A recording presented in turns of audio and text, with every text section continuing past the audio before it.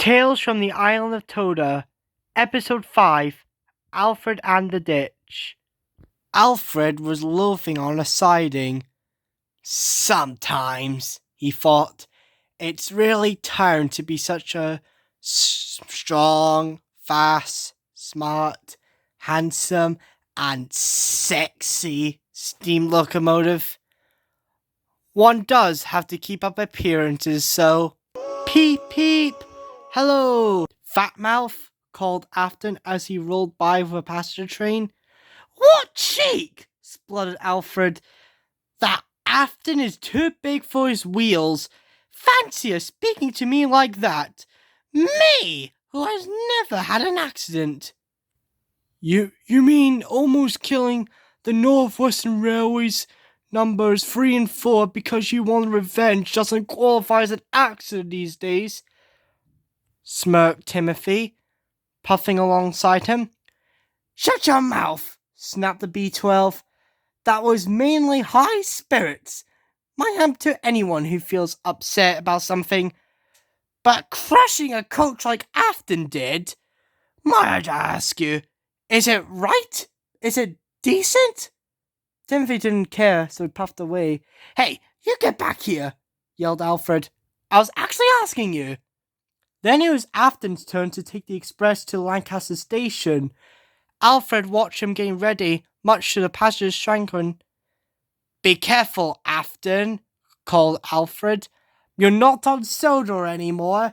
Mind you don't break any coaches today. Ha ha.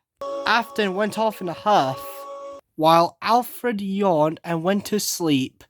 But not for long. Wake up, you, ordered his driver. The sewage train is ready, and we're to pull it. Alfred's eyes flew open when he heard that. Is it coaches or trucks? Asked the B-12 weakly. Trucks, of course, you idiot, snapped the driver.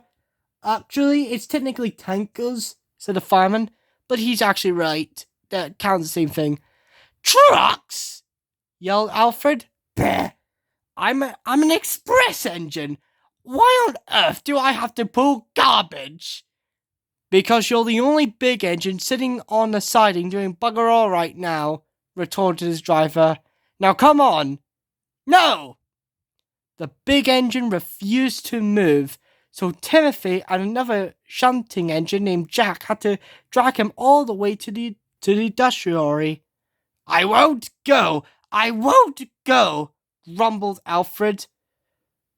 Don't be a twit! Don't be a twit! Grunted Timothy. Yeah, get your big green tender ass moving, said Jack. Jack really hates tender engines. Can't really blame him because one of them almost murdered him one cold night. But anyways, we're moving on. It's Alfred's story. Anyways, soon they arrived at the yard. It had made Alfred's fire rolling hot. It was now roasting nicely and making a nice, good fire for a train. As Timothy and Alfred both scurried away, the B-12 looked around. The whole yard was filled with thick gases and foul odors. The worst of all came from behind him, where the sewage train was sitting.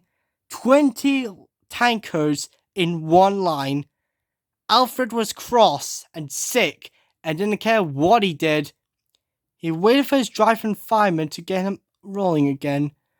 I'll show them, he hissed as they went onto a turntable. But Alfred wasn't stopping on the turntable. He accidentally made the turntable stick in one place, and he kept on moving. Alfred couldn't stop himself. The turntable went on one line, and Alfred, before he knew it, he crashed into a ditch. Awoo! Shoot! He called. He tried to yell, Get me out! Get me out! But he kept swallowing mouthfuls of dirt water as he did so. Not a hope, said the driver. You're stuck, you stupid great idiot. Don't you understand that? He barged into the nearest signal box. The signalman was too busy watching the 60s show of Batman and Robin and began phoning the handsome git. What's that you say? Alfred didn't want to take the sewage train and run into a ditch? Well, that's a new one. What's that you say? The sewage train is still waiting. I'll get one of the shunting engines to put them on Afton's express train when he comes by. I'm sure Afton and his passengers won't mind. And as for Alfred, I'll leave him where he is. We haven't got time to bother with him now. The handsome git hang up, and he went back to his important paperwork. And by important paperwork, I of course mean looking at a magazine of a certain woman. Ah, my dear Bellatrix, we meet again. Meanwhile, engines puffing by the industrial complex saw Alfred in the ditch and laughed at him. The loudest of them all came from Dudley, who hates Alfred for a burning passion and will do anything to get a laugh out of Alfred's misfortune.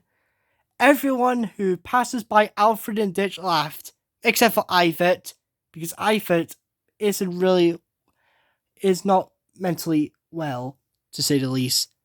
But what this makes this situation even worse is that two homeless teenagers were nearby. Hey, Mac, said one. Doesn't he look stupid? They won't be getting him out there, man, added another. They began to rap. Crappy old Alfred fell in the ditch, fell in the ditch, fell in the ditch. Yo, crappy old Alfred fell in the ditch all on a Monday morning. Get it?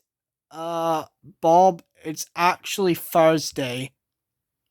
Oh well. Anyways, Alfred lay in the ditch all day. His paintwork was ruined, and he felt like he was going to throw up. Oh dear, he thought. I shall never get out. More importantly, I shall never get rid of the stench. But that evening, workmen lifted Alfred with crappy cranes that they had, and they got sleepers to keep him from the ditch. But they broke, and he fell in again. Instead, cheap ropes were fastened to his tender, and Benjamin and Lucas, the Panyatang twins, they were pulling half-heartedly until they were promised a lifetime supply of buffer polish and a fresh new coat of paint each, managed to bring him to safety. Late that night, Alfred crawled home again as a sadder, wiser, and smellier engine. The end.